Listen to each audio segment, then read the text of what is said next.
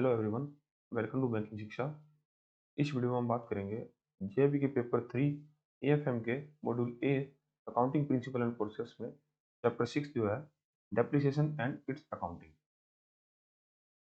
इस चैप्टर में हम ये सब टॉपिक जो कवर करेंगे कि डेप्रिसिएशन क्या होता है, डेप्रिसिएशन होने के कारण क्या है, हम डेप्रिसिएशन क्यों लगाते हैं, फिर डेप्रिसिएशन के फैक्टर्स क्या क्या हैं, क्या क्या फैक्टर ध्यान में रखना होता है जब हम डेप्रिसिएशन करते हैं, देन डेप्रिसिएशन की अकाउंटिंग एंट्रीज कैसे करते हैं और डेप्रिसिएशन हम किन किन मेथड से लगाते हैं, फिर straight line method, written down value method, straight line method, then written down value method, ये सब क्या होते हैं, then unit of production method क्या होता है, मतलब स्ट्रेट लाइन मेथड और रिटन डाउन वैल्यू मेथड। उसके बाद एडवांटेज और डिसएडवांटेज उनके दोनों को हम देखेंगे। देन नेक्स्ट मेथड देखेंगे हम प्रोडक्शन मेथड, फिर sum of the year digit method, then replacement of fix asset and creation of sinking fund, ये हम सिंकिंग फंड कब बनाते हैं, और लास्ट में हम देखेंगे अमोर्टाइजेशन ऑफ इंटेंजिबल एसेट्स। ठीक है, तो ये सब टॉपिक जो है हम कवर करेंगे। तो सबसे पहले हम बात करते हैं कि डेप्रिसिएशन क्या होता है। देखो, डेप्रिसिएशन होता है जब भी हम बिजनेस के अंदर कुछ एसेट्स बनाते हैं, एसेट्स लाइक प्लांट, मशीनरी, या फिर बिजनेस के अंदर हम कंप्यूटर खरीदते हैं, ठीक है, या कोई व्हीकल खरीदते हैं, कुछ भी चीज जो बिजनेस के लिए एसेट्स है, वो बिजनेस की एसेट टाइम टू टाइम जब जब हम उनको यूज करते रहते हैं ना, तो यूज करते करते ना उसमें क्या होने लग जाता, उसकी उसमें ना घिसावट होने लग जाती है। जैसे कि अब हम रोज एक मशीन का यूज करते हैं, तो मशीन ऐसा नहीं है कि जब हमने नहीं खरीदी थी वैसे ही काम करेगी जब हम उसको 5 साल यूज कर लेंगे। तो मतलब मशीन की वैल्यू के अंदर ना कमी आने लगेगी। ठीक है, और इसी घिसावट को हम डेप्रिसिएशन कहते हैं। It means the decrease in the value of an assets like machinery, vehicles, building equipment due to factors such as wear and tear, uses, passage of time and obsolescence। मतलब कि आप उस मशीन को रोज use करते हो या time के साथ साथ उसकी वैल्यू कम होगी और वो पुरानी पड़ने लग जाएगी।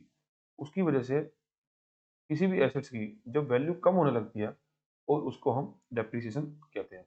मतलब वैल्यू कम होने की वजह को ही डेप्रिसिएशन कहते हैं।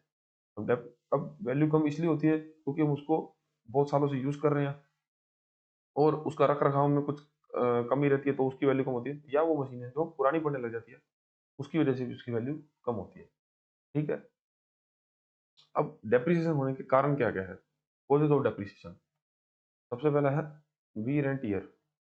This is the physical damage that happens to an assets from being used. ये machine parts will wear out over time with regular usages. क्योंकि मशीन को क्या रख रखाव में कई बार फिजिकल डैमेज भी हो जाता है। ठीक है, तो उस वजह से भी उसकी जो वैल्यू है वो कम हो जाती है, और ओवर द टाइम जब हम उसको यूज करते रहते हैं तब भी उसके वैल्यू है, उसके पार्ट्स की वैल्यू जो है वो कम होती है।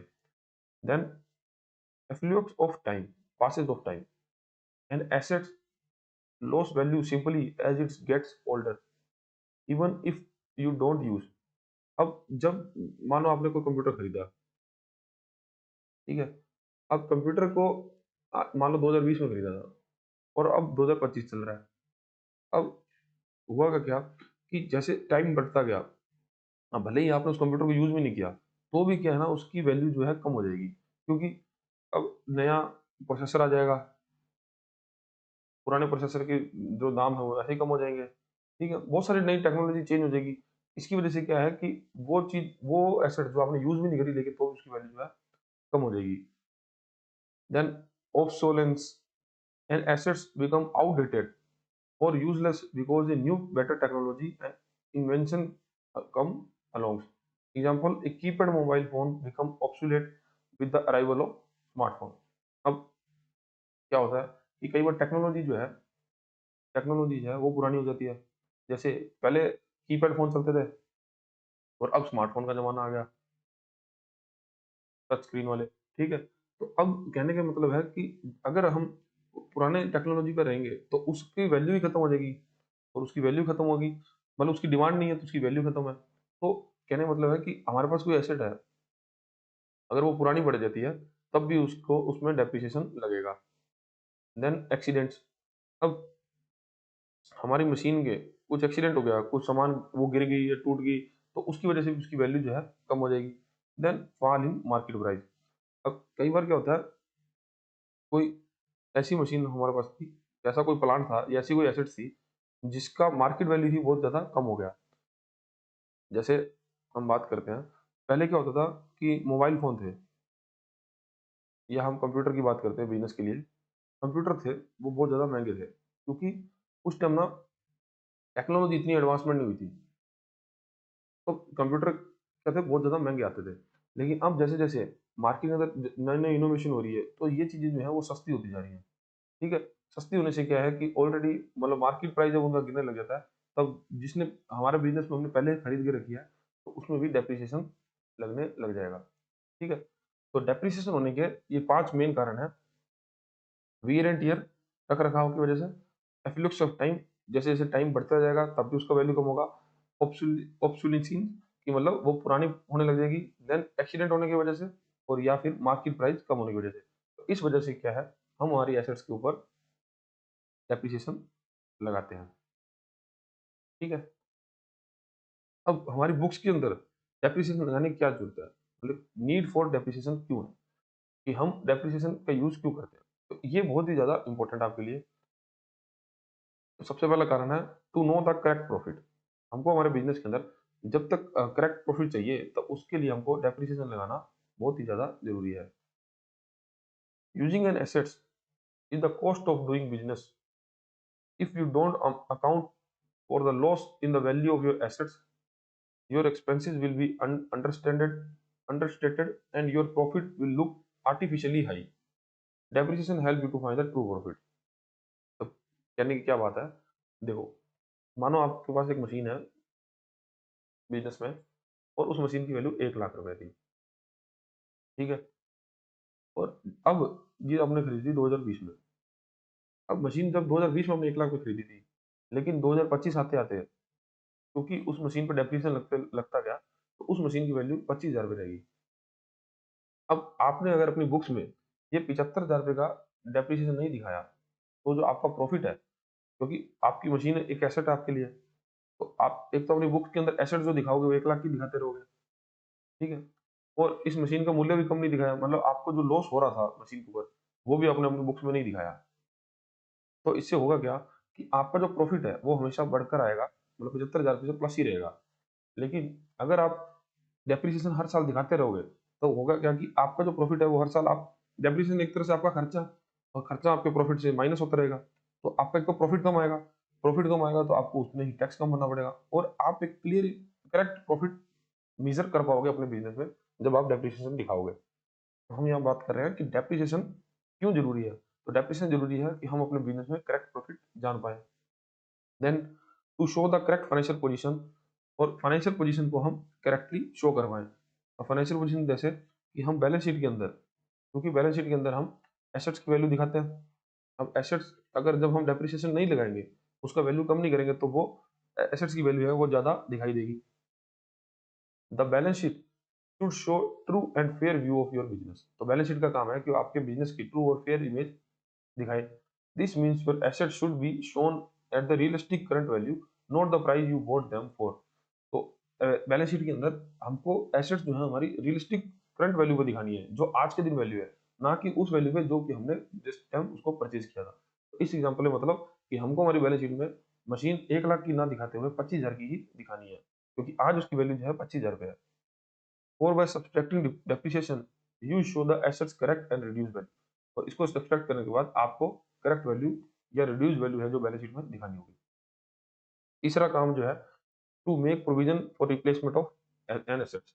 अब डेप्रिसिएशन डेप्रिसिएशन की जरूरत सबसे बड़ी तो ये भी है, क्योंकि हमने ये बात करी कि मशीन जैसे जैसे चलेगी या उस पुरानी होती जाएगी, तब हमारी क्या मशीन की वैल्यू जो है कम होती जाएगी, और एक टाइम के बाद वो इतनी कम हो जाएगी, मतलब वो काम करने लायक नहीं रहेगी, क्योंकि हर मशीन की एक लाइफ है। अब वो उतने टाइम तक ही काम कर सकती है। अब होगा क्या कि हमारी डेप्रिसिएशन एसेट्स जो है वो कम हो रही है, लेकिन अब हमको एक टाइम के बाद बिजनेस तो बंद नहीं कर सकते ना, मशीन खत्म होना, हमको नई मशीन तो जरूरत होगी। अब नई मशीन को लेने के लिए अब या तो हम एक साथ बहुत सारा पैसा हमारे बिजनेस में से निकालेंगे, या फिर हम क्या करेंगे कि कुछ ना कुछ पैसा जो है हम प्रोविजन में रखते जाएंगे, और जैसे ही मशीन की किसी पुरानी मशीन की वैल्यू लाइफ जो है खत्म हुई, तो हम इस प्रोविजन मनी का यूज कर लेंगे नई मशीन को परचेज करने के लिए। तो इसलिए है डेप्रिसिएशन बहुत जरूरी है। Assets don't last forever. After a few years machine और vehicles will need to be replaced. तो कुछ समय बाद कोई भी जो मशीन है या व्हीकल है हमारे बिजनेस में, उसको रिप्लेस करने की जरूरत पड़ती है। Depreciation act like a provision ensuring your account for this future expenses. और डेप्रिसिएशन का प्रोविजन अकाउंट जो है वो इंश्योर करता है कि आपके फ्यूचर में जो खर्चा आने वाला है, क्योंकि नई मशीन आपको परचेज करनी है, तो आप प्रोविजन के अंदर ऑलरेडी पैसा डाल डाल के उसको इकट्ठा करते रहेंगे, उस फंड को इकट्ठा करते रहेंगे। By charging depreciation to profit and loss account each year, you are setting aside funds that can be used to buy new assets when old one is retired. तो मतलब आप हर साल डेप्रिसिएशन लगाते रहोगे जब तक मशीन की लाइफ चल रही है। हर साल कुछ ना कुछ पैसा प्रोविजन में डालते रहोगे और अपने प्रॉफिट से उस पैसे को कम करते रहोगे। और जब वो उसके अंदर उस मशीन की लाइफ खत्म हो जाएगी, तो उस प्रोविजन मनी का यूज आप कर सकते हो एक नई मशीन को खरीदने के लिए। ठीक है, तो इस टॉपिक में हमने बात करी कि डेप्रिसिएशन क्यों जरूरी है। सबसे पहले कि हमको हमारे बिजनेस का एक करेक्ट प्रॉफिट जान मिल पाए, मतलब हम कितना प्रॉफिट कमा रहे हैं उसका हमको पता चल पाए। Then to show the correct financial position, मतलब कि बैलेंस शीट के अंदर जो भी हम मशीन की वैल्यू दिखा रहे हैं, तो उसकी हमको करेक्ट इमेज मिल पाए कि हमारी एसेट्स कितनी है, ये हमको पता चल पाए। क्योंकि हम उसको हमेशा करंट वैल्यू पे ही दिखाएं, ना कि उसकी परचेज वैल्यू पे। करंट वैल्यू पे दिखाएंगे तभी हमको पता चलेगा कि आज के दिन हमारी एसेट्स की वैल्यू कितनी है, हमारी फाइनेंशियल पोजीशन क्या है। Then to make provision for replacement of an asset. और साथ ही साथ जब भी हम डेप्रिसिएशन लगाएंगे, हम डेप्रिसिएट वैल्यू के पैसे को प्रोविजन में रखते जाएंगे, और उस प्रोविजन मनी का यूज हम कर सकते हैं नई मशीन को परचेज करने के लिए। इसलिए हमारे बिजनेस में डेप्रिसिएशन बहुत जरूरी है। अब है कि डेप्रिसिएशन निकालने के लिए, डेप्रिसिएशन कैलकुलेट करने के लिए हमको क्या क्या फैक्टर्स को ध्यान में रखना है। तो सबसे पहला रखना है the cost of an assets. हमको जब डेप्रिसिएशन निकालना है तो सबसे पहले तुमको यही पता होना चाहिए कि डेप्रिसिएशन की कॉस्ट क्या है, हमने किस वैल्यू पे उसको खरीदा है। This is the purchase price of assets including installation and other cost to make it ready for use. तो मतलब कि हमने उस मशीन को कितने पे खरीदा, और उसको इंस्टॉलेशन पे हमारा कितना खर्चा आया, और मतलब उसको रेडी टू यूज बनाने के लिए, रेडी फॉर यूज बनाने के लिए हमने और कोई एक्स्ट्रा खर्चा भी किया, तो वो सब हमारा उस मशीन की कॉस्ट पे ऐड होगा, और उसी को हम कैपिटल एक्सपेंडिचर कहते हैं। ठीक है, तो ये होगा कॉस्ट ऑफ द वैल्यू, सबसे पहले हमको पता होना चाहिए। देन एस्टिमेटेड रेजिड्यूल और स्क्रैप वैल्यू। और उस वैल्यू, उस मशीन की जो स्क्रैप वैल्यू है, स्क्रैप वैल्यू मतलब जो उस मशीन की पूरी लाइफ खत्म होने के बाद जो उसके कबाड़ में जो पैसा मिलेगा, मतलब जो स्क्रैप के अंदर हम उसको बेच के जो पैसा कमा पाएंगे, वो पैसा भी हम हमको पता होना चाहिए। This is the estimated value for you will get from the selling of assets at the end of its useful life. तो मतलब जैसे कोई मशीन की वैल्यू, जैसे 2020 में हमने मशीन खरीदी थी 1 लाख रुपए की, तो 2025 में उसकी वैल्यू मान लो 25,000 रुपये है। ठीक है, और उस मशीन की लाइफ मान लो 6 साल की थी। ठीक है, तो 5 साल तो ये हो गए 2020 से 2025। और 2026 के अंदर सपोज करो कि वो मशीन हमको सिर्फ स्क्रैप में बेचनी पड़ रही है, और वो स्क्रैप उसको हमको 5,000 में मिलेंगे। ठीक है, तो ये हमको पता होना चाहिए। सबसे पहले ये कि मशीन हमने खरीदी कितने में थी, और उसके बाद ये कि उसकी स्क्रैप वैल्यू क्या है। मतलब 1 लाख में खरीदी थी और स्क्रैप वैल्यू जो है उसका 5,000 है, ये हमको पता होना चाहिए। तीसरी चीज हमको जो पता होना चाहिए वो है द एस्टिमेटेड यूजफुल लाइफ, कि वो मशीन कितने साल तक हमको सेवा दे पाएगी। तो वो जैसे इस एग्जांपल में वो 6 साल है। This is the number of year you expect that the assets to be useful for your business. ये आप नंबर ऑफ ईयर होते हैं जिसमें हमको ये पता चलता है कि एसेट जो है कितने साल तक हमारे लिए काम करेगी। This might be less than its physical life, it you expect it to become obsolete sooner. तो इसका मतलब ये है कि हम मान लो वो मशीन अच्छे से जो हमारे प्रोडक्शन लिमिट है, उस उतना काम वो 5 साल तक कर सकती है। ठीक है, अब वो 5 साल तक कर सकती है, लेकिन उसकी फिजिकल लाइफ हो सकता है कि वो 8 साल तक काम करे, लेकिन लेकिन उस मशीन की जो प्रोडक्टिविटी है वो उतनी ना रहे। ठीक है, तो कहने का मतलब है कि हमको ये पता होना चाहिए कि उस मशीन की यूजफुल लाइफ कितनी है, जितनी क्षमता से हमको उसका काम करवाना है। अब फिजिकल लाइफ उसकी भले ज़्यादा भी हो सकती है, लेकिन हमको हमारे बिजनेस के लिए, हमारे प्रोडक्शन लेवल को मैच करने के लिए उसकी जो लाइफ है वो एक्सपेक्टेडली कम ही हो सकती है। ठीक है, तो यहाँ पे हमने देखा कि क्या क्या फैक्टर्स हैं जो हमको पता होने चाहिए जब हमको डेप्रिसिएशन कैलकुलेट करना है। तो सबसे पहले कि उस मशीन की वैल्यू कितनी है, किस वैल्यू पर हमने उसको परचेज किया था। देन उस मशीन की स्क्रैप वैल्यू क्या है, कि जब वो बिल्कुल ऑब्सोलेट हो जाएगी तब वो हमको उस मशीन को बेचने पे कितना पैसा मिलेगा। देन उसकी यूजफुल लाइफ क्या है, कि वो मशीन जो है हमारे बिजनेस के लिए कितने समय तक काम कर सकती है। तीन चीजें हमको पता होनी चाहिए। देन है अकाउंटिंग एंट्रीज। अब डेप्रिसिएशन की हमारी बुक्स के अंदर अकाउंटिंग एंट्रीज किस प्रकार से होंगी। There are two common ways to record depreciation. Let's say the depreciation for the year is 3000 rupees. अब दो तरीके से हम डेप्रिसिएशन को रिकॉर्ड कर सकते हैं। और सपोज करो कि हमारे डेप्रिसिएशन जो है इस साल का 3000 रुपये है। ठीक है, अब फर्स्ट मेथड कैसे है, काम करता है, crediting the assets account directly. This method reduce the value of asset directly in the books. अब देखो, दो तरीके से हम डेप्रिसिएशन को लगा सकते हैं हमारी बुक्स में। पहला तो ये है, मानो कि एसेट्स हमारी कोई बुक्स के अंदर 50,000 रुपये की मानो। ठीक है, अब या तो हम क्या करें कि सीधा ही डेप्रिसिएशन लगाने के लिए एसेट्स अकाउंट को क्रेडिट कर दें। क्योंकि एसेट्स अकाउंट क्रेडिट इसलिए कर रहे हैं क्योंकि आपको याद होगा कि जनरल एंट्री में मैंने बताया था आपको कि एसेट्स अकाउंट हमारा क्या है, रियल अकाउंट है। ठीक है, और जब भी हम एसेट्स को परचेज करते हैं तब एसेट्स अकाउंट को करते हैं debit. Assets account debit to purchase, हम ये एंट्री करते हैं। ठीक है, अब मानो 50,000 की जब मैंने एसेट्स खरीदी थी तब हमने ये वैल्यू एंट्री करी। अब जैसे जैसे एसेट्स की वैल्यू कम होगी, क्योंकि डेप्रिसिएशन लगेगा तो एसेट्स की वैल्यू कम होगी। तब एसेट्स की वैल्यू कम होगी तो हमको एसेट्स को कम करना है।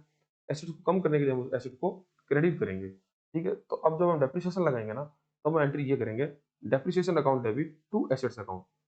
ठीक है, अब मान लो हमने 50,000 की मशीन खरीदी थी तो उस पर 3,000 हमने डेप्रिसिएट कर दिया। तो एसेट्स अकाउंट के अंदर जब हम देखेंगे, ये एसेट्स अकाउंट बनेगा जब, तो यहाँ पर हम डेबिट साइड लिखेंगे और क्रेडिट साइड लिखेंगे। तो यहाँ पे क्या था, डेट का कॉलम, पर्टिकुलर और amount, date particular amount, date particular amount, date particular amount. ठीक है, वो मैं उसका जनरल फोलियो नहीं बना रहा, जेएफ का कॉलम नहीं बना रहा वैसे, आपको वैसे ही याद रखने के लिए। अब जब हमने एसेट्स खरीदी थी तो हमने एंट्री क्या करी थी, assets account debit to purchase. तो एसेट्स अकाउंट के अंदर हम लिख देंगे टू परचेज, कितना, 50,000 रुपये। देन अब हमने एक साल बाद डेप्रिसिएशन लगा दिया, और डेप्रिसिएशन में एंट्री क्या करी, depreciation account debit to assets. तो एसेट्स अकाउंट की हम बाई साइड में लिख देंगे, बाई डेप्रिसिएशन, कितना, 3,000 रुपीज।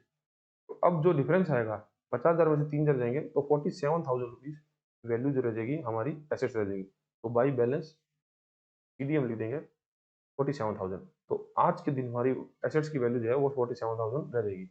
इस प्रकार से डेप्रिसिएशन काम करता है। अब हम डायरेक्टली फिर अपनी बैलेंस शीट में दिखा देंगे, जो नेक्स्ट दिन हम बैलेंस शीट बनाएंगे तो उसमें एसेट्स में वैल्यू लिख देंगे 47,000, ना कि 50,000। तो ये होगा, डायरेक्टली हम एसेट्स की वैल्यू को कम कर देंगे। The depreciation amount is shown as an expenses on the debit side of profit and loss account.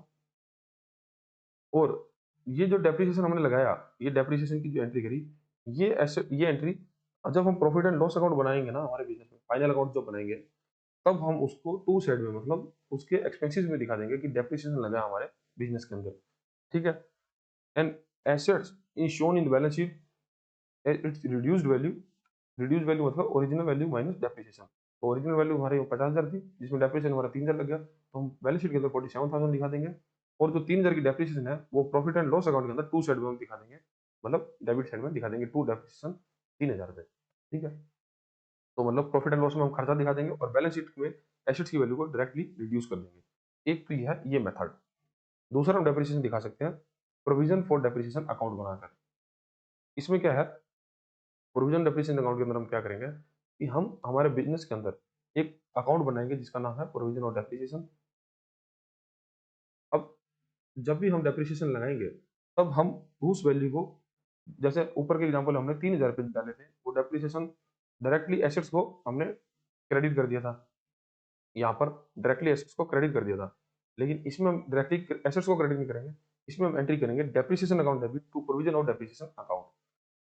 अब इसमें क्या करेंगे हम कि प्रोविजन डेप्रिसिएशन अकाउंट तो बना देंगे, और प्रॉफिट एंड लॉस अकाउंट में तो हम सीधा ही डेप्रिसिएशन को दिखा देंगे कि प्रॉफिट एंड लॉस हमारा प्रोविजन कम हो जाएगा। और जब हम बैलेंस शीट बनाएंगे ना, जब हम बैलेंस शीट बनाएंगे तब बैलेंस शीट के अंदर हमारी जो एसेट्स की वैल्यू है, हमारी एसेट्स की वैल्यू है, वो हम ओरिजिनल प्राइस पे ही दिखाएंगे, जिस प्राइस पे हमने परचेज करी थी। ठीक है। और हम उसके बाद एसेट्स को ओरिजिनल प्राइस पे दिखाने के बाद उसमें सब्सट्रैक्ट कर देंगे provision of depreciation account, provision on depreciation account. और या हम दूसरा काम ये कर सकते हैं कि प्रोविजन डेप्रिसिएशन बैलेंस को हम लायबिलिटी साइड में दिखा सकते हैं। इन दोनों से ही हमारी जो एसेट्स की वैल्यू है वो ऑटोमेटिकली कम हो जाएगी। अब मैं क्या बोलना चाह रहा हूँ वो देखते हैं हम। जैसे मान लो ये बैलेंस शीट है, ठीक है। बैलेंस शीट में दो साइड होते हैं, एक होता है लायबिलिटीज ये अमाउंट, ये एसेट्स ये अमाउंट। अब बैलेंस शीट के जो टोटल है वो हम जानते हैं कि बराबर होता है, ठीक है। अब यहाँ पे हम दिखाते हैं machine.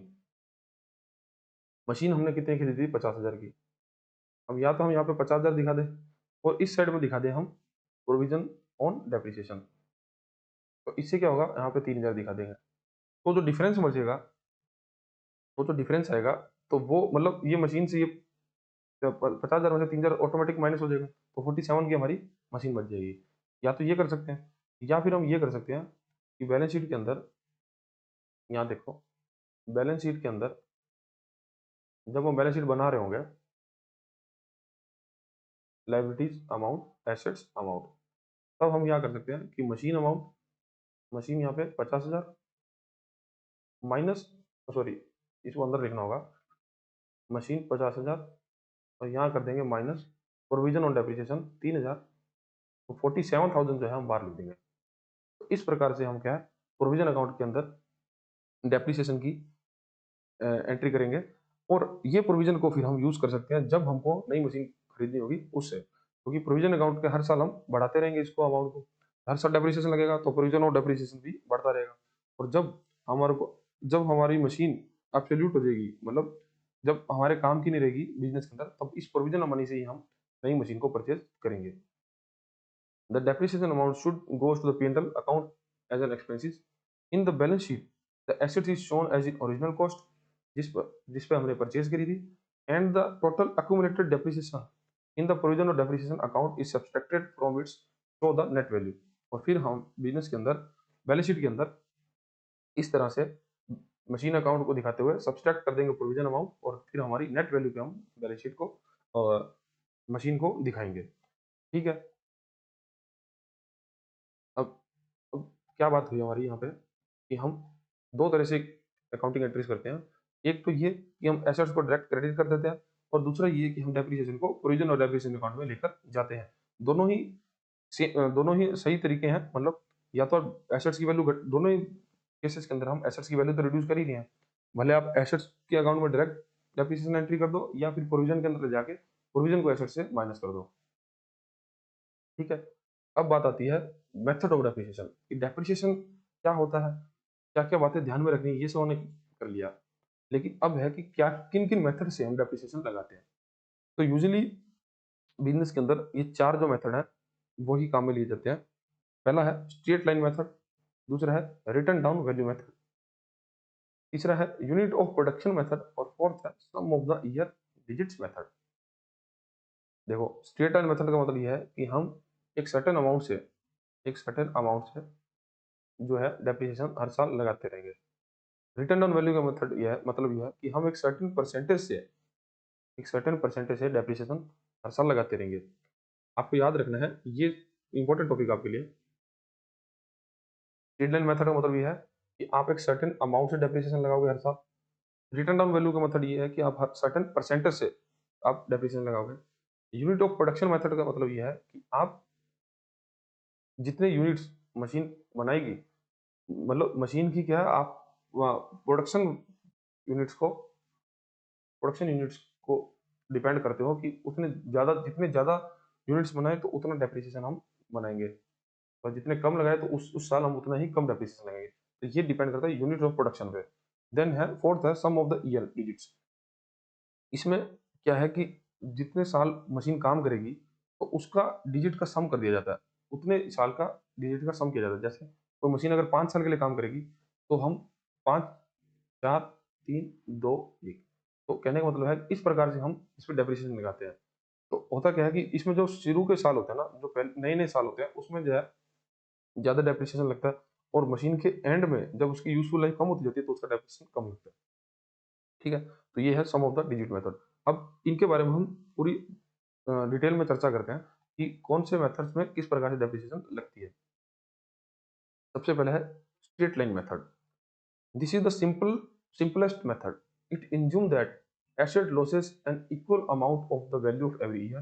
The depreciation charge in the same of each year of the assets life. तो ये सबसे सिंपल मेथड है। इसमें यही देखा जाता है कि हर साल इक्वल अमाउंट जो है उस उस एसेट में से कम होगी, और अभी सभी साल उस एसेट की वैल्यू को हम डेप्रिशिएट करते जाएंगे उतनी ही वैल्यू अमाउंट से। इसका फॉर्मूला है depreciation is equal to cost of assets minus scrap value divide by estimated life of assets in year. अब हमने ऊपर बात करी थी डेप्रिसिएशन लगाने के लिए हमको क्या क्या चीजें जो ध्यान में रखनी है, तो हमने वही बात करी थी कि सबसे पहले मशीन की कॉस्ट, देन स्क्रैप वैल्यू, और देन उसकी यूजफुल लाइफ। ठीक है, और यहाँ पे देखो हमारा जो फॉर्मूला है वो यही है, cost minus scrap value divide by estimated life of assets, मतलब कितने साल वो काम करेगी। This method is the best for assets that provide consistent performance over their entire life, like building simple machinery. तो ये उनके लिए ज़्यादा सही मेथड है जो हमको कंसिस्टेंट परफॉर्मेंस देती रहती है, जैसे मशीनरी या कोई हमने बिल्डिंग खरीदी है उस पर। अब इसका एग्जांपल देख लेते हैं। Patel transports bought a truck of 4 lakh on 1st October to 2019. Depreciation is 10% every year on original cost, books closed on 31st March. तो पटेल ट्रांसपोर्ट ने एक ट्रक खरीदा था 4 लाख रुपए का। कब खरीदा था? 1 अक्टूबर 2019 को। डेप्रिसिएशन लगता है 10% से ओरिजिनल कॉस्ट पे, और बुक्स जो है 31 मार्च को बंद होती है। अब पटेल ब्रदर्स ने ट्रक खरीदा था 4 लाख रुपए में, ठीक है, और डेप्रिसिएशन कितना है इसमें? 10% एवरी ईयर। और ट्रक को खरीदा कब था? 1 अक्टूबर 2019 को, और बुक्स जो हमारी बंद होती है वो होती है 31 मार्च को। ठीक है, ये हमारा क्वेश्चन है। अब हमको डेप्रिसिएशन लगाना है स्ट्रेट लाइन मेथड से, SLM से। ठीक है, इसके अंदर उस मशीन की स्क्रैप वैल्यू जो है वो नहीं दी गई। अब डेप्रिसिएशन कैसे लगेगा? देखो, हमने खरीदी थी 1 अक्टूबर 2019 को, तो 4 लाख रुपए की मशीन। ठीक है, अब जब हमारे पास डेप्रिसिएशन के लिए स्क्रैप वैल्यू नहीं है, तब हमारी कॉस्ट वैल्यू जो रहेगी 4 लाख, और डेप्रिसिएशन का परसेंटेज कितना है? 10%। लेकिन डेप्रिसिएशन लगेगा कितने समय लगेगा? क्योंकि उसने मशीन खरीदी है 1 अक्टूबर 2019 को। अब हम डेप्रिसिएशन जो है एनुअली कैलकुलेट करते हैं, तो 1 अक्टूबर से लेकर 31 मार्च तक, 1 अक्टूबर से लेकर 31 मार्च तक कितने टाइम हो जाएगा? 6 महीने, 6 मंथ्स। तो यहाँ पे कर देंगे 6/12, ये परसेंटेज का नीचे लिख देंगे 100, तो ये हमारा आ जाएगा 20,000 रुपीज। ठीक है, अब कहने का मतलब है कि जब मशीन 31 मार्च 2020 में हम जाएंगे, क्योंकि 1 अक्टूबर 2019 को उस मशीन की वैल्यू 4 लाख रुपए थी, तो 31 मार्च 2020 या फिर 1 अप्रैल 2020 जो नेक्स्ट हम बुक्स लगाएंगे, तब हम उस बुक की वैल्यू लिख देंगे, उस मशीन की वैल्यू लिखेंगे 4 लाख माइनस 20,000, मतलब हमारी जो मशीन हो जाएगी वो 3,80,000 रुपए की हो जाएगी। ठीक है, अब ये तो हमारा हो गया पहले साल का। अब जब हम नेक्स्ट फाइनेंशियल ईयर में फाइनेंशियल ईयर एंड में डेप्रिसिएशन लगाएंगे, जो कि बनेगा 31 मार्च 2021 को, क्योंकि साल का लास्ट होगा 31 मार्च 2021। अब हमारी मशीन की वैल्यू कितनी है? 3,80,000, और पूरे साल के अंदर हम डेप्रिसिएशन कितना लगाएंगे? उस मशीन की कॉस्ट वैल्यू पे 10%, तो मतलब 4 लाख का 10% मतलब 40,000 रुपये। तो इस मशीन में स्ट्रेट लाइन पे हम 40,000 रुपये माइनस कर देंगे, पूरे साल में हम 40,000 माइनस करेंगे। तो 1 अप्रैल 2021 में जब हम नई बुक्स लगाएंगे तब हम उसकी वैल्यू लिख देंगे 3,40,000 रुपये। ठीक है। और फिर उसके बाद जैसे अब नेक्स्ट फाइनेंशियल ईयर एंड होगा 31 मार्च 2022 आ जाएगा जब, तब हम फिर क्या करेंगे, 3 लाख की मशीन है, 3,40,000 की सॉरी मशीन है, और उसके अंदर से हम हर साल क्योंकि 40,000 ही माइनस करते जा रहे हैं, तो इस साल भी हम 40,000 माइनस करेंगे, तो फिर 40,000 माइनस कर देंगे। तो मतलब 1 अप्रैल 2022 जब नेक्स्ट फाइनेंशियल ईयर आएगा तब हम उसकी वैल्यू 3 लाख हो जाएगी मशीन की। इस प्रकार से क्या है, स्ट्रेट लाइन मेथड एक सेम अमाउंट से ही हर साल डेप्रिसिएशन लगाता है। अब क्योंकि हमने मशीन यहाँ पर अक्टूबर में खरीदी थी, तब इसलिए हमने यहाँ पे इसको हाफ कर दिया था, क्योंकि जब मशीन खरीदी उसने अक्टूबर में 6 महीने ही फाइनेंशियल में यूज किया, तब हमने डेप्रिसिएशन को हाफ करके 20,000 लगाया था। नहीं तो आगे जब financial year to financial year हम चलेंगे तब हर साल हम 40,000 ही लगाते जाएंगे। तो ये था हमारा स्ट्रेट लाइन मेथड। ठीक है। देन है हमारा डिसमिसिंग बैलेंस और return down value method. Return down value method, इसके अंदर जो हमने पहले ही बात करी कि इसमें क्या एक सर्टेन परसेंटेज से हर साल डेप्रिसिएशन लगता है। Under this method depreciation is calculated at a fix percentage on the reduced balance written down value on the assets each year. This means the depreciation amount is highest in the first year and gets smaller every year subsequent year. तो इसका मतलब यह है कि जब हर साल fix percentage से लगेगा, तब क्योंकि शुरू के अंदर वैल्यू ज़्यादा होगी मशीन की, तो उस पर ज़्यादा डेप्रिसिएशन कैलकुलेट होगा, और जैसे जैसे मशीन की वैल्यू कम होती जाएगी तब उसका परसेंटेज तो इक्वल रहने की वजह से, क्योंकि बेस मशीन की वैल्यू कम होती जाएगी तो उसका डेप्रिसिएशन वैल्यू भी कम होती जाएगी। इसका एग्जांपल देखते हैं। तो पहले तो इसका फॉर्मूला है opening book value into rate of depreciation divide by 100। ठीक है। जितनी मशीन की वैल्यू होगी उसको डेप्रिसिएशन में मल्टीप्लाई करेंगे डेप्रिसिएशन के रेट से, देन डिवाइड बाय 100 कर देंगे। और ये डेप्रिसिएशन ज़्यादातर यूज किया जाता है व्हीकल्स के लिए और computers that loose more value in every year, क्योंकि कंप्यूटर्स जो हैं, इलेक्ट्रिक गैजेट्स और व्हीकल्स, ये सबसे ज़्यादा वैल्यू अपनी खोते हैं एवरी ईयर। ठीक है। अब रिटर्न डाउन वैल्यू का एग्जांपल हम देखते हैं। सेम सेम लेके चलते हैं जो हमने यहाँ बात करी थी, स्ट्रेट लाइन मेथड है। अब हमने 1 अक्टूबर 2019 को 4 लाख की मशीन खरीदी थी। ठीक है। और उसका रेट ऑफ डेप्रिसिएशन कितना है, 10%। और हमारी बुक जो है वो 31 मार्च को क्लोज होती है। ठीक है। इतना बात हमको पता है। अब वो कैलकुलेट करेंगे रिटर्न डाउन वैल्यू मेथड पे। रिटर्न डाउन वैल्यू मेथड जो हम समझते हैं कि फिक्स परसेंटेज पे डेप्रिसिएशन लगाता है। फिक्स परसेंटेज मतलब 10% से हम डेप्रिसिएशन लगाते जाएंगे। तो हम पहले साल में क्या होगा कि 4 लाख की मशीन थी, क्योंकि हमारा फाइनेंशियल ईयर 1 अक्टूबर 2019 से हम कैलकुलेट कर रहे हैं 31 मार्च 2020 तक। ठीक है। तो ये हम डेप्रिसिएशन कैलकुलेट कर रहे हैं। तो 4 लाख इंटू 10%, तो ये हम 10% लगा देंगे तो कितना आएगा हमारा, 40,000। और हम कैलकुलेट कर रहे हैं 6 महीनों के लिए, क्योंकि 1 अक्टूबर से 31 मार्च 6 महीने होते हैं। तो 6 महीने मतलब इसको हाफ कर देंगे तो हमारा डेप्रिसिएशन आ जाएगा 20,000। ठीक है। तो हमारी मशीन की वैल्यू जो हो जाएगी वो 1 अप्रैल 2021 को कितनी, थोड़ी 2020 को कितनी हो जाएगी, क्योंकि यहाँ 31 मार्च 2020 में, तो 1 अप्रैल 2020 को हमारी वैल्यू हो जाएगी 4 लाख माइनस 20,000, तो मतलब 3,80,000। ठीक है। तो ये जो वैल्यू निकल गई ये होती है रिटर्न डाउन वैल्यू। ठीक है।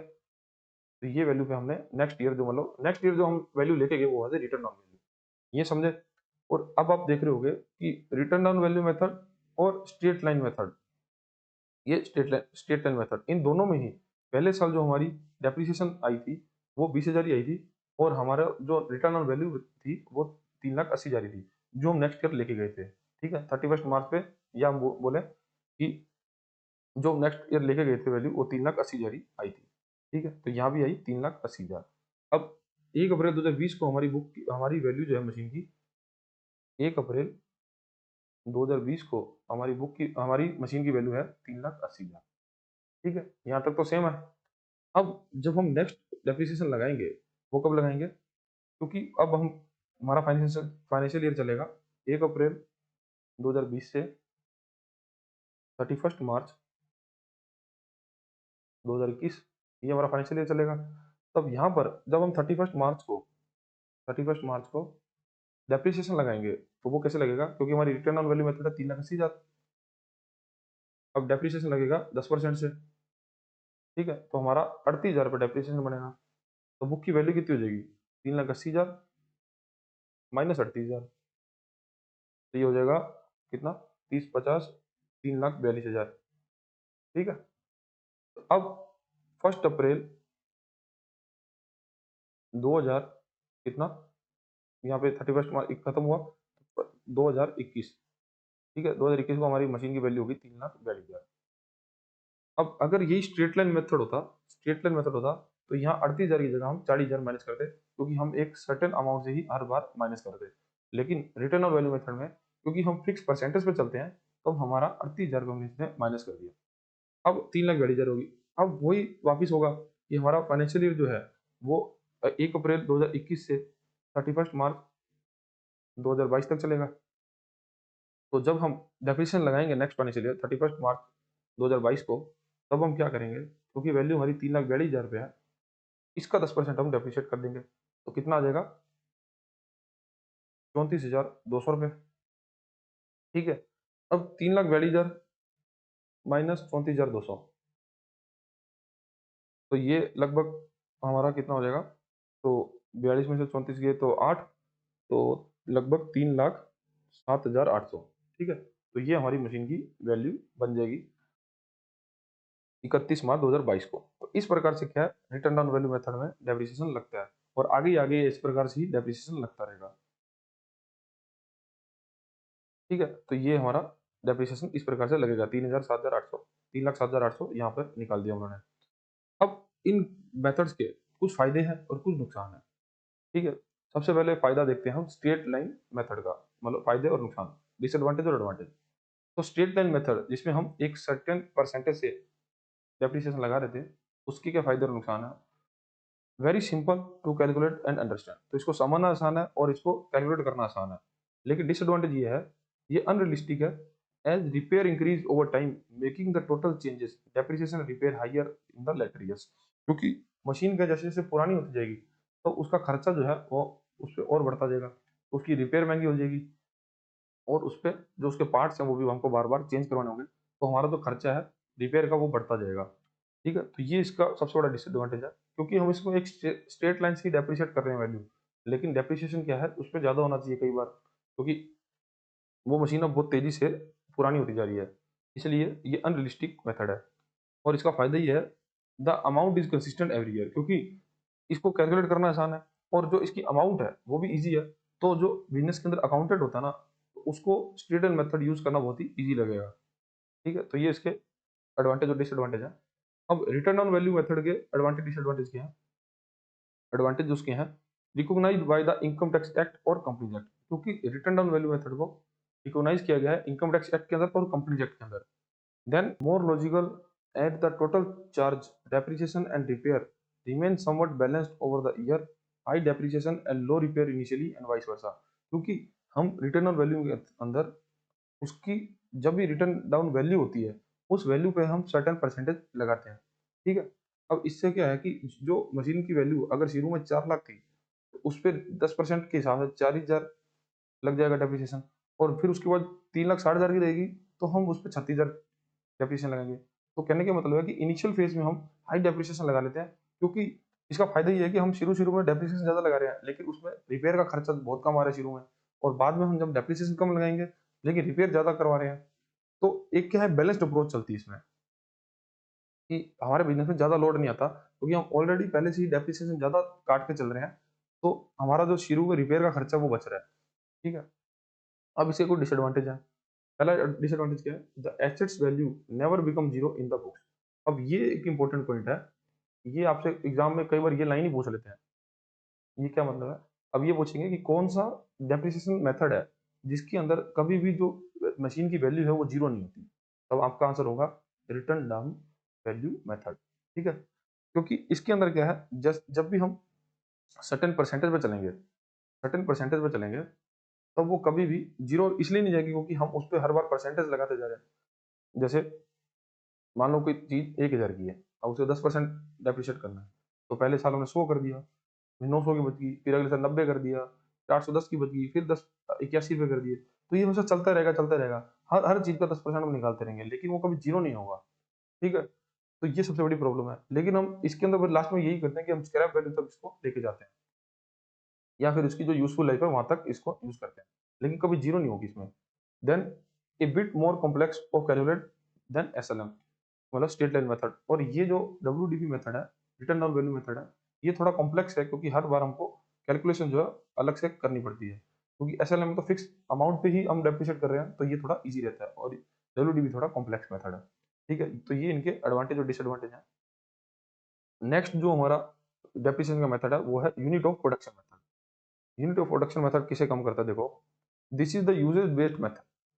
Instead of being based on time, depreciation is calculated based on how much the assets were used.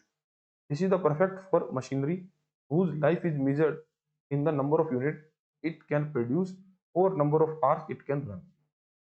तो प्रोडक्शन ऑफ यूनिट मेथड क्या बोलता है कि हम मशीन को उसकी लाइफ के आधार पर नहीं देखते, हम ये देखते हैं कि मशीन कितने यूनिट्स को कितने यूनिट्स को प्रोड्यूस करती है, हम उसके आधार पर इसको डेप्रिशिएट करते हैं। ठीक है, इसका फॉर्मूला होता है एक्चुअल प्रोडक्शन और usage during the period into total depreciation amount divide by total expected production और using during the life of the assets. ठीक है, तो ये थोड़ा आपको बढ़ती बड़ा फॉर्मूला लग रहा होगा, ऐसा कुछ नहीं है। देखो, एग्जांपल के द्वारा समझते हैं, बहुत इजी है। A machine cost 1 lakh and can produce 10 lakh units in the lifetime. तो एक मशीन है जिसकी कॉस्ट जो 1 लाख है, और वो पूरे अपनी लाइफ में 10 लाख यूनिट जो है प्रोड्यूस कर सकती है। Scrap value is 10,000, it can produce 2 lakh units in a year, the depreciation of 1 year. अब मशीन की लागत, हम मशीन खरीदी थी 1 लाख रुपए में, ठीक है, उसका स्क्रैप स्क्रैप वैल्यू कितना है, 10,000 रुपये। अब वो मशीन पूरी लाइफ में 10 लाख यूनिट बना सकती है, और हम उस मशीन से एक साल में 2 लाख यूनिट बनाते हैं। ठीक है, अब डेप्रिसिएशन बताना हमको पहले साल का। अब डेप्रिसिएशन कैसे निकालेंगे, हमने लिखा एक्चुअल प्रोडक्शन और यूजिंग ड्यूरिंग द पीरियड। तो हमने एक साल में, पहले साल में कितना उसको यूज किया, तो हमने उसको यूज किया 2 लाख यूनिट हमने बनाई, into total depreciation amount. Total depreciation amount कैसे निकलेगी, cost of assets, total depreciation मतलब कॉस्ट ऑफ एसेट्स, हमने कितनी मशीन खरीदी, माइनस स्क्रैप वैल्यू, मतलब कितनी अमाउंट पे हम डेप्रिसिएशन लगा सकते हैं, क्योंकि स्क्रैप वैल्यू पे तो लगा नहीं सकते हैं, वो तो हमको लास्ट में मिल ही जाएगी। तो टोटल डेप्रिसिएशन अमाउंट क्या होगी, 1 लाख माइनस 10,000 मतलब 90,000 हो जाएगी। अब आपसे ये भी पूछ सकते हैं कि टोटल डेप्रिसिएशन अमाउंट कैसे निकालते हैं, तब आपका यही आंसर होगा कि कॉस्ट वैल्यू माइनस हमारा स्क्रैप वैल्यू। ठीक है, और बड़ी बात, जब आपको क्वेश्चन के अंदर स्क्रैप वैल्यू नहीं दी गई है, जब स्क्रैप वैल्यू नहीं दी गई है, तब आप हर बार मशीन की कॉस्ट को ही टोटल डेप्रिसिएशन वैल्यू मानोगे। ठीक है, तब आप स्क्रैप वैल्यू को इग्नोर कर दोगे। ठीक है, अब इसमें देखते हैं कि हम कितना मशीन को यूज कर सकते हैं, 2 लाख, मतलब कितने प्रोडक्ट बने, 2 लाख। अब नेक्स्ट हमारा टोटल डेप्रिसिएशन अमाउंट, तो 1 लाख माइनस 10,000 इंटू मतलब टोटल 90,000, डिवाइड बाय किसे करना, total expected production usages during the life of the asset. अब पूरे लाइफ में हम कितने प्रोडक्ट बना सकते हैं इससे, तो हम बना सकते हैं 10 लाख यूनिट्स। ठीक है, तो जब हम इसको सॉल्व करेंगे तो हमारा आंसर आएगा 18,000। तो मतलब पहले साल में हमारी जो मशीन की डेप्रिसिएशन है वो 18,000 रुपये होगी। ठीक है, इस प्रकार का मेथड यूज ज्यादा किया जाता है जब हम इस प्रकार की मशीन लगाई है जो कि यूनिट्स पे चलती है, उसके फिक्स यूनिट्स प्रोडक्शन होती है, ना कि उसकी लाइफ की कुछ वैल्यू होती है। ठीक है, या फिर उनका यूजेज जो है घंटों में होता है। ठीक है, तब हम यहाँ पे यूज करते हैं unit, sum of the units production method. ठीक है, नेक्स्ट हमारा जो है sum of the year digit method. अब ये कैसे काम करता है, this is another accelerated depreciation method where more depreciation is charge in early years. और ये इसके अंदर भी लाइक डब्ल्यूडीबी मेथड की तरह ही इसमें भी जो डेप्रिसिएशन है वो शुरू के महीने में ज्यादा काटा जाता है। ठीक है, ये कैसे काम करता है देखो, sum of the year digits method, if an assets life is 3 years, अब किसी एसेट्स की लाइफ जो है 3 साल है, तो सम इज 3 2 1 मतलब 6, टोटल ईयर्स हो जाएंगे 6। इफ 5 इयर्स, तो हम कैलकुलेट करेंगे 5 + 4 + 3 + 2 + 1 इज इक्वल टू 15। ठीक है, create a fraction every year, इसमें ऐसा फ्रैक्शन बनाया जाता है सब साल का। The fraction has the sum of the denominator और numerator in the remaining life of the assets. तो इसके अंदर एक तो हमने फ्रैक्शन बनाना है, फ्रैक्शन के अंदर जो हम डिनोमिनेटर में रखेंगे, जो हम नीचे रखेंगे, तो वो तो होगा सम ऑफ द ईयर, और हम न्यूमरेटर में जो ऊपर रखेंगे, तो उसमें हम होंगे उसका यूजफुल लाइफ, तो मतलब रिमेनिंग लाइफ उसकी कितनी बची है। सपोज जैसे 5 साल की बात करें, तो 5 साल का सम आया 15, तो हम 15 को रखेंगे नीचे, और पहले साल हम ऊपर रखेंगे 5 को। ठीक है, तो इस प्रकार से हम फ्रैक्शन क्रिएट करेंगे। तो हम न्यूमरेटर मतलब अंश और डिनोमिनेटर मतलब हर। ठीक है, तो ऊपर रखेंगे 5, नीचे रखेंगे 15। ठीक है, देन कैलकुलेट कैसे करेंगे डेप्रिसिएशन को, multiply the fraction with the depreciable amount. Depreciable amount हमने जो बात करी, कॉस्ट माइनस स्क्रैप को बोलते हैं। तो हम इसमें डेप्रिसिएशन कैलकुलेट करने के लिए हम फ्रैक्शन को, जो ये फ्रैक्शन निकाला है, इसको मल्टीप्लाई कर देंगे हम डेप्रिसिएशन अमाउंट के साथ। ठीक है, अब देखो एक example, in assets cost 5000 has scrap value 200 rupees, the life of 3 years. तो सबसे पहले हमको क्या करना है, फ्रैक्शन बनाना है। ठीक है, और हमको सम करना है ईयर्स का। तो अगर 3 साल के लिए उसने मशीन, उसकी लाइफ है, तो पहले साल 3, देन 2, फिर 1। ठीक है, तो इसका टोटल कितना आ जाएगा 6। तो मतलब हमारा सम ऑफ ईयर्स है 6। अब हमको कैलकुलेट करना है, हमारी मशीन कितने की थी, 5000 रुपये की, जिसमें स्क्रैप वैल्यू है 200, तो मशीन की डेप्रिसिएशन वैल्यू होगी 4800। ठीक है, अब हमको कैलकुलेट करना है पहले साल का डेप्रिसिएशन। तो हम कैसे करेंगे, depreciable value divide into fraction, और फ्रैक्शन के अंदर हमारा ऊपर जो उसकी वैल्यू रहेगी वो रहेगी अंश के अंदर, और नीचे 6 रहेगा उसका सम ऑफ ईयर्स। ठीक है, तो यहाँ पे आ जाएगा 800, यहाँ से कट जाएगा 6 से, तो हमारा 2400 जो है डेप्रिसिएशन पहले साल लग जाएगी। तो मशीन की डेप्रिसिएशन आ जाएगी फर्स्ट ईयर की 2400। अब अगर यही हम नेक्स्ट ईयर के लिए कैलकुलेट करेंगे, दूसरे साल के लिए कैलकुलेट करेंगे, तब हमको फिर से डेप्रिशिएबल अमाउंट लेनी है 4800। दूसरे साल में हमारा न्यूमरेटर है 2 और डिनोमिनेटर है 6। ठीक है, तो ये हो जाएगा 1/3। 3 से अगर कट जाएगा तो ये 1 और 16, मतलब 1600 रुपये जो है हमारा सेकेंड ईयर में डेप्रिसिएशन हो जाएगी। और थर्ड ईयर में फिर से हम 4800 इंटू हमारा अब रह जाएगा 1/3, तो इजिकल टू हमारे थर्ड ईयर में जो डेप्रिसिएशन हो जाएगी वो हो जाएगी 1200 रुपये। इस प्रकार से है हम sum of the year method से डेप्रिसिएशन लगाते हैं। और ये ऐसा इसलिए करते हैं क्योंकि हम शुरू के सालों में हम ज़्यादा डेप्रिसिएशन लगाना चाह रहे हैं। तो पहले साल आप देखोगे 2400 डेप्रिसिएशन लगी, फिर 1600 लगी, फिर 1200 लगी। इस प्रकार से हम डेप्रिसिएशन कैलकुलेट करते रहेंगे, क्योंकि उस मशीन की लाइफ 3 साल थी, तो हमने 3 साल ही उसको डेप्रिसिएशन लगा सकते हैं, क्योंकि अब नेक्स्ट साल तो को हमारा फ्रैक्शन बनेगी नहीं। ठीक है, और अगर यही 5 साल होती, तो हमारा सम ऑफ ईयर क्या होता, 5 + 4 + 3 + 2 + 1। तो पहले साल हम कैलकुलेट कैसे, इसको कैसे करते हैं, 9, 12 और 15। ठीक है, तो ये 15 आ जाता टोटल सम। तो पहले साल हमारी डेप्रिसिएशन लगती 5/15, अगले साल लगती 4/15, इंटू कर देते डेप्रिसिएशन एसेट्स, डेप्रिसिएशन वैल्यू। ठीक है, डेप्रिशिएबल वैल्यू। ठीक है, इस प्रकार से हम sum of the year method का यूज करते हैं। अब नेक्स्ट टॉपिक हमारा replacement of fix assets and creation of sinking fund. अब होता क्या है ना, कि हम बिजनेस के अंदर हमारे पास मशीन थी, अब बिजनेस हम चला रहे हैं, मशीन हमने खरीद रखी थी, अब मशीन धीरे धीरे क्या हो रही है, डेप्रिशिएट हो रही है। अब या तो उस मशीन मान लो 5 साल काम करेगी, ठीक है, 5 साल काम करेगी, 5 साल बाद या तो हम अपनी बुक्स के अंदर एक साथ नई मशीन खरीदने के लिए पैसा निकालेंगे। ठीक है, तो उसके लिए हमको क्या है, बहुत बिजनेस के अंदर एक ही दम से बहुत बड़ा एक्सपेंसिस आ जाएगा, कैपिटल एक्सपेंसिस बहुत ज़्यादा हो जाएंगे। तो या तो हम ये करें, तो या हम ये कर सकते हैं, इन्हीं 5 सालों में हर साल कुछ ना कुछ पैसा जो है हर साल कुछ ना कुछ पैसा जो है अलग फंड में रखने लग जाएं। ठीक है, हर साल कुछ ना कुछ पैसा हम अलग फंड में रखने लग जाएं और इस पैसे का यूज हम करें नई मशीन खरीदने के लिए। इस पैसे का हम यूज करेंगे नई मशीन खरीदने के लिए और इसी फंड को बोलेंगे सिंकिंग फंड। सिंकिंग फंड, ठीक है। अब जो सिंकिंग फंड ये पैसा है, ये जरूरी नहीं है कि हम बिजनेस के अंदर ही रखेंगे अपने यहाँ। हम बिजनेस में इसको निकाल कर हम इसको अलग से कहीं पे इन्वेस्ट भी कर सकते हैं।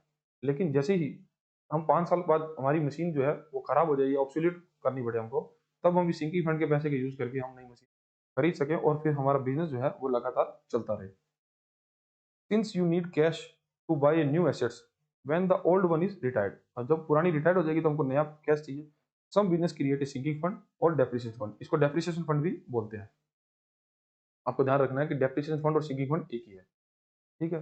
Under this method the amount of annual depreciation is not just recorded as an expenses but also invested outside the business in safe security.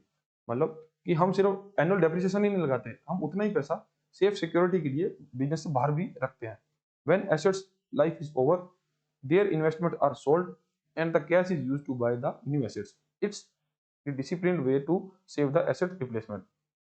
अब जैसी मशीन की वैल्यू जो खत्म होगी, मतलब उसकी डेप्रिसिएट मशीन की वैल्यू खत्म हुई, मशीन को हमने रिटायर कर दिया, तब जो हमने पैसा सिंकिंग फंड में इन्वेस्ट करके रखा है, उस इन्वेस्टमेंट को बेचकर हम पैसा बिजनेस में लेके आएंगे और उसी से हम फिर नई मशीन को परचेज कर लेंगे। तो ये एक तरह से डिसिप्लिन वे है एसेट की रिप्लेसमेंट का। ठीक है, तो ये होता है सिंकिंग फंड। बस आपके अंदर आपसे एक लाइन में ये पूछ सकता है कि जब हम मशीन को पर रिप्लेस करते हैं, तब हम पैसे को कहाँ पर इन्वेस्ट करके रखते हैं, तब आपका आंसर होगा हम सिंकिंग फंड में पैसा इन्वेस्ट करते हैं। ये भी इंपॉर्टेंट है, ये भी बहुत बार एग्जाम में पूछा जाता है। नेक्स्ट जो टॉपिक है, अमोर्टाइजेशन ऑफ इंटेंजिबल एसेट्स। देखो सबसे पहले तो ये बात करते हैं इंटेंजिबल एसेट्स क्या होती है। देखो एक तो हमने जब अब हमने ऊपर जो बात करी वो हमने बात करी टेंजिबल एसेट्स की। टेंजिबल एसेट्स, टेंजिबल एसेट्स ऐसी एसेट्स जिनको हम फिजिकली टच कर सकते हैं, जैसे मशीन, प्लांट। ठीक है, तो ये जो हमारी बिजनेस की एसेट्स हैं ये हमारी टेंजिबल एसेट्स हैं। अब होती है इंटेंजिबल एसेट्स। अब ऐसी एसेट्स जिनको हम टच नहीं कर सकते, टच नहीं कर सकते, वो हमारी होती है इंटेंजिबल एसेट्स। जैसे हमारे बिजनेस की होती है गुडविल, या हमने कुछ ऐसा खोज करी है जिसके हमने पेटेंट फाइल कर रखा है तो हमारे पास पेटेंट है, या हमारे पास कॉपीराइट है किसी चीज का, या हमारे पास ट्रेडमार्क है। ठीक है, तो इस प्रकार की जो एसेट्स हैं जिनको हम टच नहीं कर सकते लेकिन वो हमको बिजनेस में फायदा देती हैं और वो हमको कुछ पैसा रिवेन्यू कमा के दे रही हैं, तो वो भी हमारे बिजनेस के लिए एसेट्स होंगी और उनको बोलेंगे हम इंटेंजिबल एसेट्स। ये समझ गए इंटेंजिबल एसेट। अब होता है अमोर्टाइजेशन। अमोर्टाइजेशन का मतलब क्या होता है, जैसे टेंजिबल एसेट्स की वैल्यू जब कम होती है तब हम उसको डेप्रिसिएशन बोलते हैं, जब इंटेंजिबल एसेट्स की वैल्यू कम होती है तब उसको हम अमोर्टाइजेशन बोलते हैं। बस यही फर्क है कि जब टेंजिबल एसेट्स की वैल्यू कम होगी तब हम उसको डेप्रिसिएशन बोलेंगे, और जब इंटेंजिबल एसेट्स की वैल्यू कम होगी तब उसको अमोर्टाइजेशन बोलते हैं। Amortisation is just like depreciation but for intangible assets that can't be physically touch. ठीक है, तो अमोर्टाइजेशन डेप्रिसिएशन की तरह होता है लेकिन ये सिर्फ इंटेंजिबल एसेट के लिए यूज किया जाता है। अब इंटेंजिबल एसेट कौन कौन सी है, patent, copyright, trademark, software license और गुडविल। इस प्रकार के जो एसेट जिनको हम टच नहीं कर सकते वो हमारी इंटेंजिबल एसेट्स हैं। अब देखो इनकी वैल्यू कम क्यों होती है, जैसे मान लो पेटेंट फाइल करते हैं हम, अब पेटेंट भी हमको कोई मिला है तो वो हमको फिक्स ईयर्स के लिए मिलता है। ऐसा तो है नहीं कि हमने एक बार कोई पेटेंट ले लिया तो वो सारी जीवन हमारा चलेगा। ठीक है, तो इसलिए इनकी वैल्यू भी है टाइमली कम होती रहती है। अब हम बात करें गुडविल की। अब हमारे ब्रांड की कोई गुडविल है, ठीक है, आज हमारे ब्रांड की अच्छी गुडविल है, लेकिन अब मार्केट में और कंपटीशन है और लोग आएंगे तो हमारी जो गुडविल है वो भी कम होगी। तो हमको जरूरत होती है कि हम हमारे बिजनेस के अंदर इनटेंजिबल एसेट की वैल्यू को कम करें, और कम करने करने के लिए हम सेम अकाउंटिंग प्रिंसिपल का यूज करते हैं, लेकिन उसको हम बोलेंगे जरूर अमोर्टाइजेशन। ठीक है, बस यही फर्क है डेप्रिसिएशन और अमोर्टाइजेशन के बीच में। These assets also have limited useful life and loss value over time. तो इनके अंदर भी लिमिटेड यूजफुल लाइफ है और इनका भी वैल्यू लॉस होता है। The process of systematically writing off their cost over their useful life is called amortization. और उनकी कॉस्ट को राइटिंग ऑफ करने को ही हम अमोर्टाइजेशन बोलते हैं। और अमोर्टाइजेशन के अंदर भी डेप्रिसिएशन के लिए तरह ही सेम अकाउंटिंग प्रिंसिपल और मेथड का यूज किया जाता है। ठीक है, आई होप कि आपको ये चैप्टर समझ आ गया होगा और ये चैप्टर हमारे यहाँ खत्म होता है। तो इसके अंदर मैं यही बात करी कि डेप्रिसिएशन क्या होता है, डेप्रिसिएशन कैलकुलेट करने के लिए हमको क्या क्या ध्यान रखना होता है, डेप्रिसिएशन क्यों लगता है, उसके बाद डेप्रिसिएशन के मेथड्स क्या हैं, और सभी मेथड्स के बारे में बात करी हमने कि किस मेथड को किस प्रकार से डेप्रिसिएशन लगाया जाता है। देन हमने बात करी सिंकिंग फंड क्या होता है, ठीक है, सिंकिंग फंड क्या होता है या हम एसेट्स को रिप्लेसमेंट कैसे करते हैं, और लास्ट में हमने बात करी कि अमोर्टाइजेशन ऑफ एसेट्स कैसे क्या होता है और उसको किस प्रकार से लगाया जाता है। ठीक है, लगाया तो उसको सेम डेप्रिसिएशन की तरह ही जाता है। ठीक है, अब इस चैप्टर के आपको मिलेंगे क्विक रिवीजन। ठीक है, क्विक रिवीजन आपको मिल जाएगा, इस चैप्टर को आप रिवाइज कर सकते हो और उसके बाद आपको एमसीक्यू भी प्रोवाइड करवाए जाएंगे। अब ये डेप्रिसिएशन का चैप्टर जो है ना आपके लिए बहुत इंपॉर्टेंट है, मतलब ये 1 से 2 नंबर आपको फिक्स फ्री के देके जाएगा। ठीक है, तो आपको ये जरूर अच्छे से तैयारी करनी है इसकी। जैसे एक क्वेश्चन देख लेते हैं, इस प्रकार के क्वेश्चन ही आते हैं। A depreciation method that calculate expenses based on the assets usage rather than the passage of time, making it is idle machinery whose life is measured in output, they call the method। मतलब ऐसा method जिसपे हम machine की life को नहीं देखते, हम machine की यूजेस को मेजर करते हैं, तो वो कौन सा मेथड है, तो वो स्टेट एंड मेथड नहीं है, रिटर्न ऑफ वैल्यू मेथड नहीं है, sum of the year method नहीं है, वो है यूनिट ऑफ प्रोडक्शन मेथड, जिसमें हम मशीन के द्वारा जितने यूनिट प्रोड्यूस किए जा रहे हैं, मतलब जितना आउटपुट दिया जा रहा है उसके आधार पर हम डेप्रिसिएशन लगाते हैं। ठीक है, और ये क्वेश्चन भी आ सकता है कि हम आपसे डेप्रिसिएशन कैलकुलेट कराएगा, जैसे कि machine was purchase for 2 lakh with expected scrap value of 20,000 and the useful life is 3 years. What would be the depreciation for second year of using some of the year digit method? अब कोई machine 2 lakh में खरीदी, उसका scrap value 20,000 है, 3 साल तक उसकी useful life है, तो उसका डेप्रिसिएशन वैल्यू निकालो सेकंड ईयर की। ये ध्यान रखना है कि सेकंड ईयर की बोली उन्होंने। मशीन की डेप्रिसिएशन वैल्यू सबसे पहले निकालेंगे, 2 लाख माइनस 20,000, 1,80,000। ठीक है, अब निकालेंगे सम ऑफ ईयर्स। तो सम ऑफ ईयर्स निकालने के लिए हम क्या करेंगे, क्योंकि 3 साल उसकी वैल्यू है, तो 3 + 2 + 1 मतलब 6। ठीक है, अब हम फ्रैक्शन कैसे बनेगी, पहले साल की फ्रैक्शन बनेगी 3/6, दूसरे की बनेगी 2/6 और थर्ड ईयर की बनेगी 1/6। अब हमसे पूछा है सेकंड ईयर का, तो सेकंड ईयर में 1,80,000 डेप्रिसिएशन वैल्यू मल्टीप्लाई फ्रैक्शन 2/6, तो 1/3, तो मतलब 60,000 रुपया जो है वो डेप्रिसिएशन वैल्यू आ जाएगी दूसरे साल की। ठीक है, तो ये हमारा करेक्ट आंसर हो जाएगा। इस प्रकार से क्वेश्चन आते हैं और ये क्वेश्चन इस प्रकार से माना जाएगा, बस यहाँ सम ऑफ ईयर मेथड की जगह कोई दूसरा मेथड दे देगा। और आपके लिए जो डेफिनेशन में इंपॉर्टेंट है वो है एक तो स्ट्रेट लाइन मेथड और दूसरा है डब्ल्यूडीवी मेथड, ये सबसे ज्यादा इंपॉर्टेंट रहते हैं। ठीक है, और इनके आपको लास्ट में मिल जाएगी आंसर शीट विद एक्सप्लेनेशन। ठीक है, आप देख सकते हैं यहाँ पर क्या आंसर है और उसका आंसर का रीजन क्या है। ठीक है।